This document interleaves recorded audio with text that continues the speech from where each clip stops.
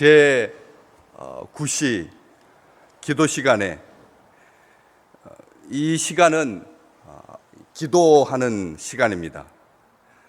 오전 6시부터 하루의 일과를 시작하는 유대인에게 제 9시는 하루를 마치는 시간입니다. 제 9시는 9시간 동안 인간의 활동 시간이고 그리고 하루를 마치는 시간이죠. 그래서 기도로 마무리하는 그런 특별한 시간입니다. 오전 제3시 그리고 정오인 제6시 그리고 오후 6시인 오후 3시인 제9시 기도로 하루를 마무리하고 정리하는 그런 시간입니다. 유대인의 기도 시간입니다. 굳이 새롭게 교회를 시작하고 있는 이 백성들에게 과거의 기도 시간을 따라야 할 필요가 전혀 없는 시간이기도 하고요. 또 그 시간에는 유대인들이 기도하기 때문에 굉장히 붐비는 시간이고 동선이 겹치는 시간입니다. 갈등을 야기할 수밖에 없는 시간입니다.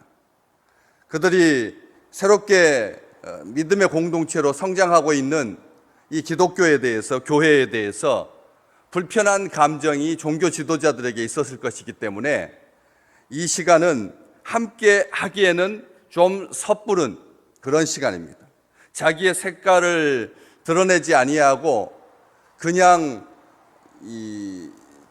지낸다라고 하면 얼마든지 과도기를 거치면서 서로 용납하고 좀 절충할 수 있는 그런 부분이 있겠지만 아직까지는 그 분위기가 우호적이지 않은 때입니다. 이 일로 인하여서 다른 사람들은 심히 놀랍게 여기며 하나님을 찬송하지만 일부 사람들은 이것에 대해서 불편해했거든요. 4장에 보시면 사도들이 백성에게 말할 때 제사장들과 성전 맡은 자와 사두개인들이 백성에게 예수 안에 죽은 자의 부활이 있다고 가르치는 것을 전하는 것을 싫어했다. 4장은 분명하게 기록하고 있습니다. 누가는 그것을 의식하고 있었습니다. 그들을 잡음에 4장 3절은 그렇게 기록하고 있습니다. 잡았다라고 하는 표현, 이건 섬뜩한 표현입니다. 그냥 몸을 잡았다는 뜻이 아닙니다. 가두었다는 뜻이고 그리고 위협을 가했다라고 하는 뜻이거든요. 이런 상황이니까 굳이 이 시간에 이 사도들이 기도하기 위해서 성전에 오를 필요가 없는 시간이었다는 것이죠. 다른 시간에 기도해도 얼마든지 되는 시간입니다. 또 밤에 기도해도 되고 그 유대인들이 하루에 3번씩 하는 그 기도 시간 그 사이사이에 해도 될 것입니다. 하나님의 집이기 때문에 이게 누가 소유의 개념이 아니라 하나님의 백성이라면 은혜 베풀어 주신 우리와 함께 동행하고 계시는 하나님을 감사하면서 그 정해진 3, 6, 9시 사이사이에 기도해도 될 것입니다. 아니면 더 부지런히 일찍 일어나거나 아니면 아주 늦은 시간에 기도해도 될 것입니다. 아니면 동선이 겹치지 않도록 다락방에서 집에서 조용하게 기도해도 될 것입니다. 그런데 굳이 성전에서 기도한 이유가 무엇일까요? 왜 하나님의 집에서 기도했을까요? 무슨 목적을 가지고 기도했을까요? 안 좋은 목적입니까? 선한 목적입니까? 절대 그렇게 서로 충돌을 일으켜서 하루에 3,000명이나 더하는 그런 굉장히 급성장하고 있는 그런 교회의 세력을 과시하고 우위를 점하기 위해서 보란듯이 사도가 성전에 올라가지 않았을 거라는 것이죠. 만약 그런 목적이었을 거라면 12명의 사도가 다 함께 올라야죠. 여기 누가는 이렇게 기록합니다. 베드로와 요한이 성전에 들어간다. 베드로와 요한이 성전에 올라갔다라고 기록하고 있습니다. 나머지 10명의 사도들은 이름이 기록되어 있지 않습니다. 그래서 따라서 이 기도 시간이 사도들의 절대 정해진 기도 시간이 아니었다라고 하는 것을 알 수가 있는 것이죠. 교회는 기도 시간을 따로 가지고 기도하지 않았다는 것입니다. 분명히 정한 시간에, 하나님과 약속한 시간에 기도하는 것이 중요하지만 유대인들처럼 기도 시간을 정해놓고 기도하지 않았다는 것입니다. 다니엘도 하루에 3차례 예루살렘을 향하여서 창문을 열고 무릎을 꿇고 하나님 앞에 간절히 기도했지만 이 정한 기도 시간, 하나님과 약속된 시간 하루에 3번이지 3, 6, 9가 아니었던 것이죠. 주일날도 말씀 나눴지만 기도문을 많이 가지고 있는 것, 기도하는 시간까지 정해져 있는 것, 장소까지 정해져 있는 것, 이런 식으로 신앙생활을 하지 않았습니다. 우리 오늘 어려운 상황 가운데 지금 온통 교회에 페인트 칠하느라고 강대상까지 벽까지 다 비닐로 덮여 있는 이런 상황 속에서 우리는 자기의 처소에서 조용하게 기도합니다. 이걸 기억하셔야 됩니다. 날마다 성장하고 있는, 그래서 부흥하고 있는, 몹시 바쁜 하루 종일의 사역을 잠시 내려놓고 베드로 요한은 기도하기 위해 성전에 올라간 것뿐입니다.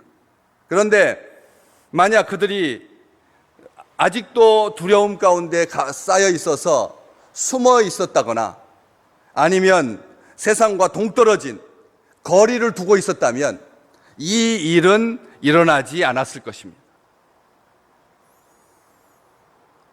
감격하고 흥분해가지고 엄청난 전도의 성과에 도취되어서 숫자와 크기에 사로잡혀서 있었다면 봐야 할 것을 보지 못했을 것입니다.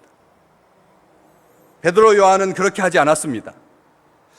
제사장들이, 구약의 제사장들이 제9시에 7 촛대에다가 불을 밝히고 향을 피우며 하나님 앞에 하루를 마감하고 간절하게 기도했던 것처럼, 특별히 이 오전 9시부터 오후 6시까지 3, 6, 9가 겹쳐 있는 기도 시간이 걸려 있는 그 시간은 공교롭게는 아닙니다. 하나님께서 아들 예수 그리스도를 십자가에 허락하신 시간입니다. 다시 말하면 우리 주님께서 십자가에 계셨던 시간인 것이죠. 그래서 그 시간, 십자가에 달렸을 때, 그리고 정오에 하늘의 징조가, 땅의 징조가 가득했을 때, 그리고 9시, 오후 3시 우리 주님께서 엘리 엘리 라마 사박다니, 아버지여 아버지여 왜 나를 버리십니까? 기도했던 그 시간에 하나님의 백성들은 기도했던 것입니다. 교회도 마찬가지입니다. 그 시간을 귀하게 생각했기 때문에 유대인들의 전통이어서 기도한 것이 아니라 우리의 신앙 고백으로 그렇게 간절한 마음으로 주님의 십자가를 생각하며 자신을 제물로 드리신 향기로운 화제로 하나님께 드리신 만유의 제사장 되시는 예수 그리스도를 기억하면서 정한 시간에 주님의 모범을 따라서 기도한 것입니다. 이 전통은 나중에 10장으로 넘어가면 고넬료도 그 시간에 하나님 앞에 간절히 기도했던 것을 기억합니다. 9시, 제9시에 오후 3시에 기도했습니다. 베드로는 그보다 3시간 전에 옥상 위에서 하나님께 기도했습니다. 제6시에 기도했습니다. 그 6시에 보자기 환상을 통해서 내가 하나님께서 거룩하다고 하는 것을 왜 네가 부정하다고 하느냐라고 하면서 이방인이었던 고넬료와 만날 수 있도록 하나님께서 기도를 통해서 역사한 것을 우리는 기억합니다. 그리고 고넬료도 제9시 오후 3시에 기도하면서 베드로를 청하여서 하나님의 말씀을 듣게 되고 온 가족이 함께 하나님의 은총 가운데 성령 충만함을 입었던 것을 누가는 분명하게 기록하고 있습니다. 3시에 예배를 시작하고 오전 9시에 예배를 드리고 성령이 충만하게 예배드리고 기쁨과 감사로 감격하여 하나님께 찬송하고 하루를 마무리하면서 그렇게 제9시에 기도한 것이죠. 잃어버린 작은 양 하나를 소중하게 여기시는 하나님께서 이 시간에 장애를 가진 구걸하는 그런 사람을 볼 수 있도록 그 기도 시간에 하나님께서 역사하시는 것입니다. 하나님께서 자기를 드러내신 것입니다. 만민이 기도하는 집이라고 우리 주님께서 평상시 말씀하셨던 것처럼 만민이 기도하기 위해서 성전에 올라갈 때 하나님께서 눈을 열어서 보게 하신다는 것입니다. 우리가 오늘 또 정한 시간에 하나님 앞에 기도합니다. 이 시간은 소중한 시간입니다. 너무 욕심을 많이 부려서 일어나자마자 0시에 기도를 시작하고 새벽 6시에 기도를 시작하고 또 3시, 6시, 9시에 기도를 하고 그리고 마무리하면서 취침 전에 기도하고 한밤중에도 기도하고 이렇게 하루에 5번, 6번 정한 시간에 기도하는 사람도 있지만 우리가 오늘 이렇게 아침 이른 시간에 기도하는 것은 우리와 하나님의 약속입니다.